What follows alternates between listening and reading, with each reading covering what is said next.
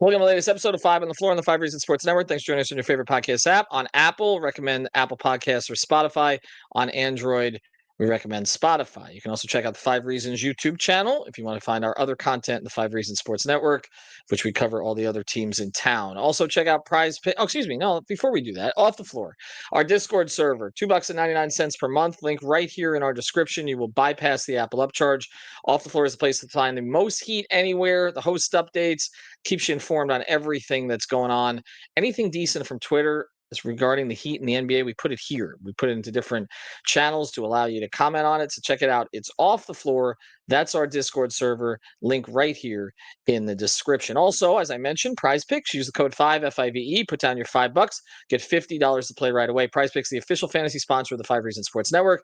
Even with no NHL, no NBA, and no NFL right now, there is plenty to play on Prize Picks. Check it out. Download the app today and get started. And now, today's episode.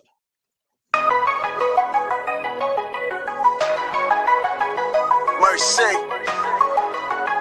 luxurious, Heat Nation,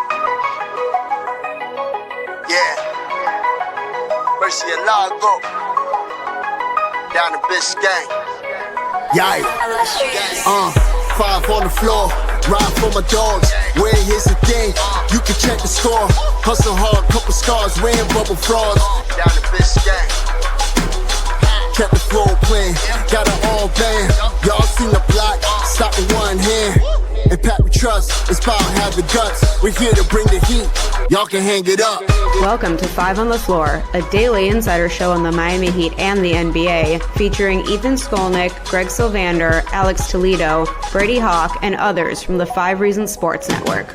Also make sure to subscribe to Off the Floor for the most heat anywhere.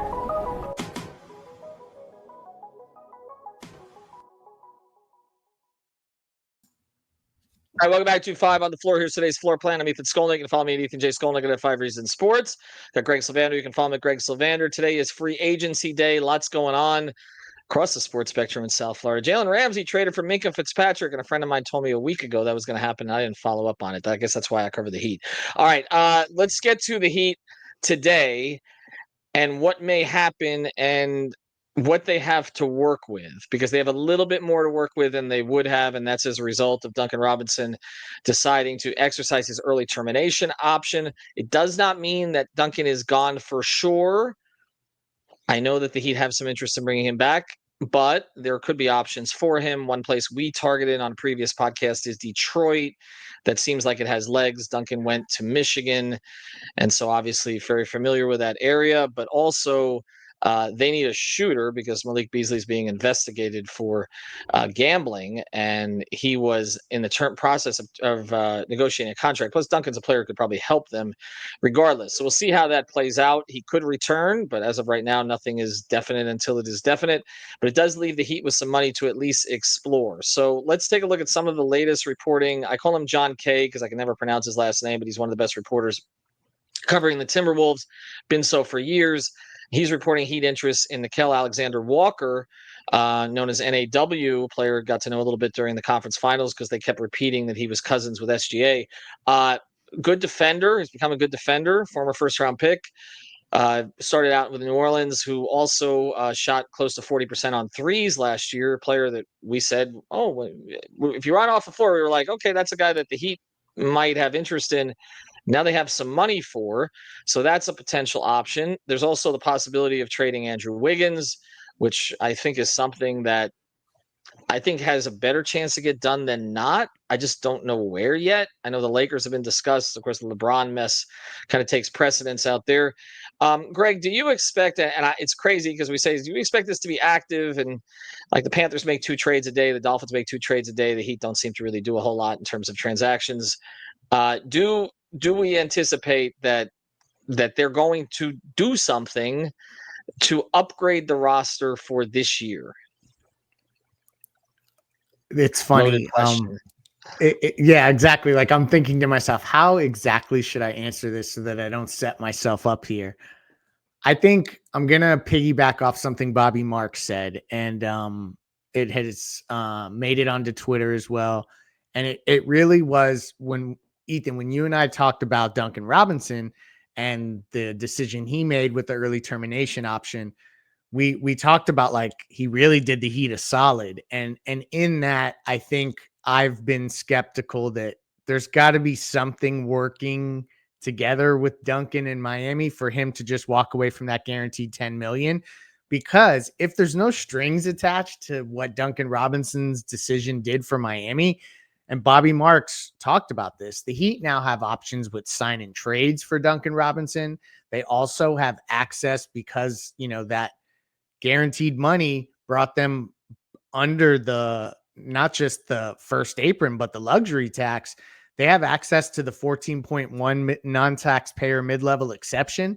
So, I mean, they may not want to spend that entire mid-level because they're only going to want to, I think they're 12 million from the tax right now. So they're not at a spot where they want to spend the full amount, but you're one trade away from balancing money and being able to spend the full amount. You don't need to get out of the tax until the trade deadline also. So I just think that like Heat fans in the weeks leading up to this, and trust me, Heat fans have been waiting weeks for this to get here, just to see what was going to happen with this team and what the direction is moving forward. We went into it thinking there wasn't going to be a lot of spending power that Miami had because they had no access to the mid-level exception, the non-taxpayer mid-level, which is like the big spending vehicle you have now in free agency, really, of what's left of free agency, right? So they have that. They also have Duncan's bird rights, which can be beneficial to Duncan to get to the place he wants to go at the number he wants to be traded and the contract. So I just think that there's things that maybe we didn't anticipate Miami being able to take advantage of that now they can.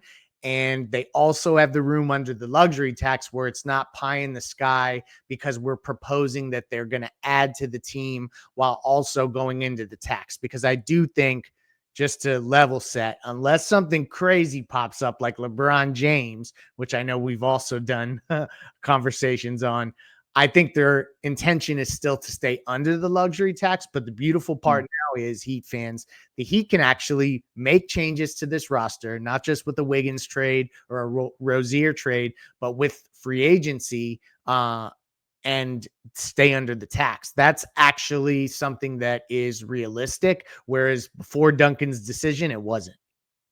All right, so let's set a baseline here because we've talked a little bit about the idea of them going young, and I know that that remains a priority. I think, at least in my eyes, in terms of them being able to give some room to some of these young players that they've drafted in recent years and kind of see how they can grow together. So this is where I'm setting the baseline for these next couple of days. Look, do I expect them to go get a LeBron? No. Do I expect the Giannis thing to break over the next few days? No. So I'm not going to hope traffic on any of that stuff. I think at this point, if we're talking about staying away from the repeater, staying under, if you can somehow move Wiggins and Rozier out of the way without having to attach draft capital to Rozier, at least that you don't get back for Wiggins. Okay.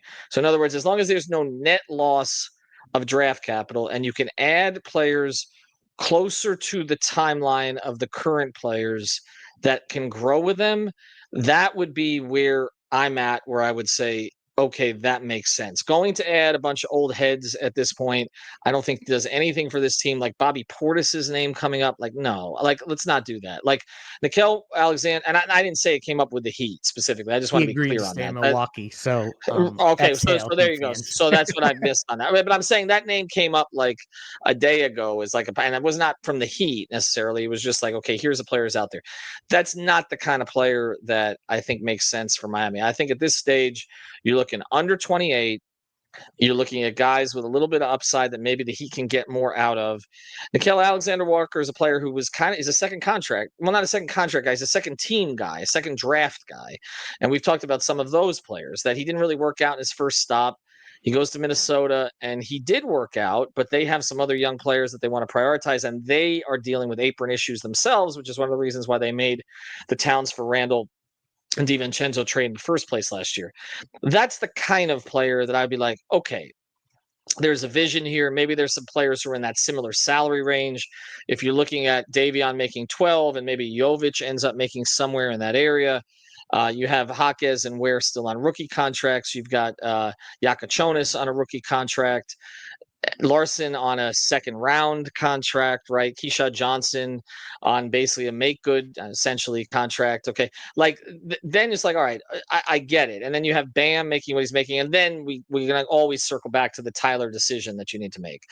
But at least if they got a couple of guys in that 26, 27 range that maybe haven't tapped their full potential, they're not stars, but they could be core players of a build somewhere in this rotation, then I could say, okay, that turned out to be a successful offseason. And if it means not bringing Duncan back or having to trade Duncan in a sign and trade, okay. I mean, I think Duncan still has value for them as a shooter, to free things for the young players, and both you and I have discussed that.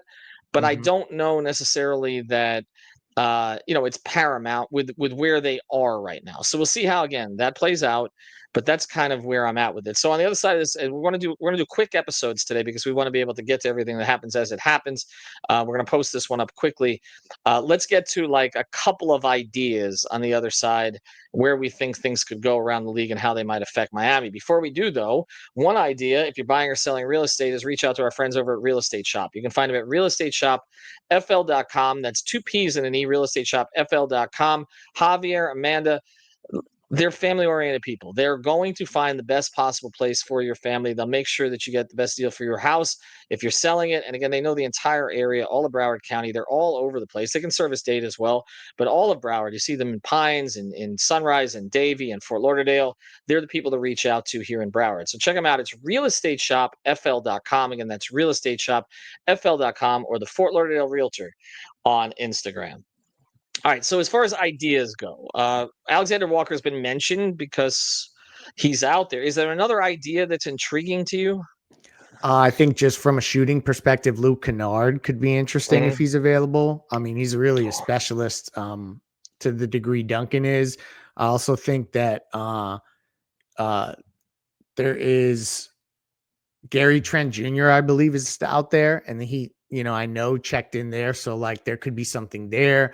But I really think that ultimately for me, it's not about the specific names. It's that what happened with Duncan Robinson. And it's why I still I just can't drop the idea that I think that there's got to be some connection between Duncan terminating that deal. Either he knows that he has a really robust free agent market ahead of him, or not really robust, but robust enough to make up the 10 million plus some, or they're working on something, because it really does change the complexion of what the Heat can do. And so more than me tossing names out there like I did with Gary Trent Jr. or Cody Martin is another player that I could see the Heat looking at, even though he's, a little older.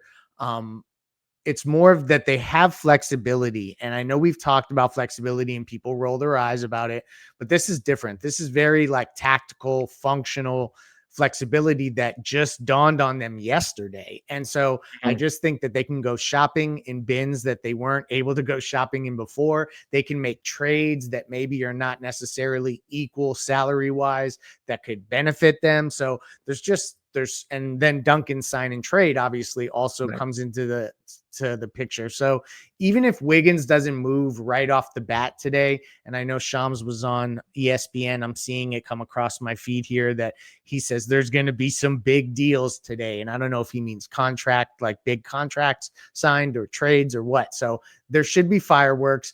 I'm not necessarily expecting that the Heat find a deal for Wiggins right at 6 o'clock. That's not, it's more about the fact that they have the non-taxpayer mid-level exception to use, or they can retain Duncan, or they can sign and trade Duncan. There can be a double sign and trade where they bring back a player from another team that they like. Just all of those flexible options, I think, make for at least a much more interesting and worth watching evening of free agency for Miami than we thought maybe, let's say, a week ago. Yeah, and a couple things on that. One is, I think you're right on Duncan, and I tweeted this out yesterday. He didn't jump without a net. But the reason I thought that he's coming back is because he would have a better handle on what the Heat are willing to do than what someone out there in the market might be willing to do.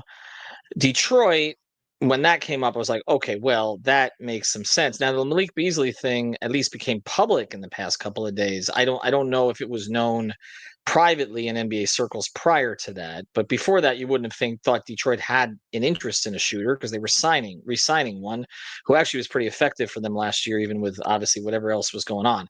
So, but I think in general, I mean, Duncan's been with the Heat now for nearly a decade, and he knows how they operate. And so again, if you're going to opt out of 10 million, you have to assume that you have a safety net from the Heat at the very least, or at least can work towards a safety net with the Heat. So that's where I'll start with that. I don't know necessarily that the market's going to be robust for him out there. It might be a couple of teams here, but I don't see the Nets making a play. There are not a lot of teams with cap space. So you are talking about, some kind of a sign and trade deal, maybe with a select number of teams in which maybe Miami they can't recoup a player. They can at least maybe get a second round pick back, whereas they might have let Duncan walk for nothing. I mean, remember, even with the Strus deal, they got something back for Strus, didn't they? They got a second round back. Yeah. So I think, that's probably the hope. That's kind of where it's at. Yeah, I think so. I think that's a possibility. So, yeah, I mean, I think that all of these things could be on the table as the day progresses. But again, that I don't think that the Heat also just found out yesterday that Duncan was going to exercise the ETO, right? So I like we say, it just dawned on them. I don't think so. I think that there was more that was known about kind of where this was headed by them. And so I think that it's the market that you can't always know what else is going to be available for you. And again, Nickeil Alexander-Walker, what happens is one move leads to another move, and then a team decides they can't pay a certain guy. I got to sneak something in here, Ethan. It's important for fans to know because this is different. You can now also, with your mid-level exception, trade for a player that fits in that salary slot. So not just free agents can be acquired with your non-taxpayer mid-level exception. You can trade for a player that fits into that salary slot. And I think that that's a new wrinkle that you could also see the Heat now having the ability to use. Yeah, I think that's a possibility too. So we'll see how this plays out. More episodes to come, but we just want to at least give you a little bit of a primer here. Don't expect anything huge, but again, if they can get players in, a couple of players here in that bracket, maybe replenish the second round picks, maybe we can have a little different conversation about where they're headed. And Zach Lowe, actually, was it Zach Lowe today who said that? No, it wasn't Zach Lowe. Who was it who said? Oh, Bobby Marks. Yeah. Who said that their position was a whole lot better than it's been. And, again, these things are subject to change, but for looking so dire before, that's an improvement. So we'll see again where it plays out. We'll have all the coverage for you. Check out all the other episodes on the feed. Alex and I had some fun with LeBron, but I don't think that's happening. Thanks to our sponsors, Real Estate Shop, FL.com, and also Prize Picks. Use the code FIVE. Thank you for listening to the Five on the Floor on the 5 Reasons Sports Network. After all, someone needs to listen to my dad.